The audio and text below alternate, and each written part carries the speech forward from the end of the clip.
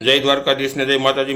મિત્રો હવે આપણે એક વાત ખેડૂતો પ્રત્યે કરવાની છે કે જે હમણાં આપણે રમેશભાઈ રાઠોડે કૃષિ પ્રભાત જે આપણે આવે છે સાપો, એની અંદર જે એક સારી એવી માહિતી આપેલી છે કે ખેડૂતોને કપાસની અંદર ફાલ ખરતો હોય તો એના માટે આપણે શું કરવું જોઈએ. તો એના માટે જે એક સારો એની અંદર અભિપ્રાય આપેલો છે.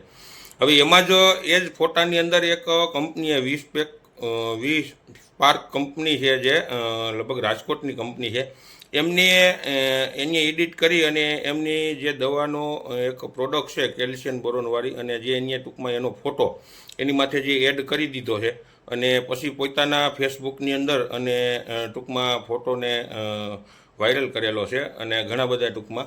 તો હવે ખેડૂતોને એમ થતું હોય છે કે ખરેખર કે જે કૃષિ પ્રભાતની અંદર રમેશભાઈએ ટૂંકમાં ફોટો એડ કરેલો હોય છે, એટલે ખેડૂતોના મગજમાં એવું થાય કે આ દવાનો આપણે ઉપયોગ કરીએ ને આપણે સારું રિઝલ્ટ જડે. પણ ખરેખર ક્યારેક એવું હોતું નથી. જે કંપની એના તરફથી ટૂંકમાં એવી રીતે ફોટા મૂકી દેતી છે, એનો ખરેખર એનો એવો અધિકાર પણ હોતો નથી ફોટો એવી રીતે મૂકવાનો, એડિટ કરવાનો.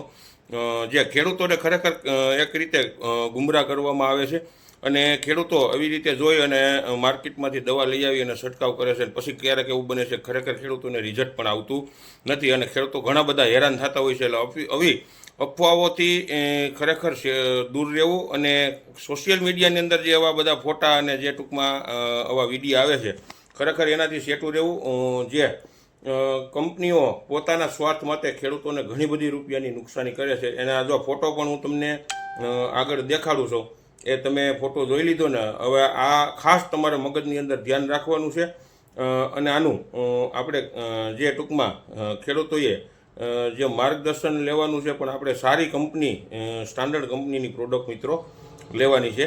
જય જવાન જય કિસાન.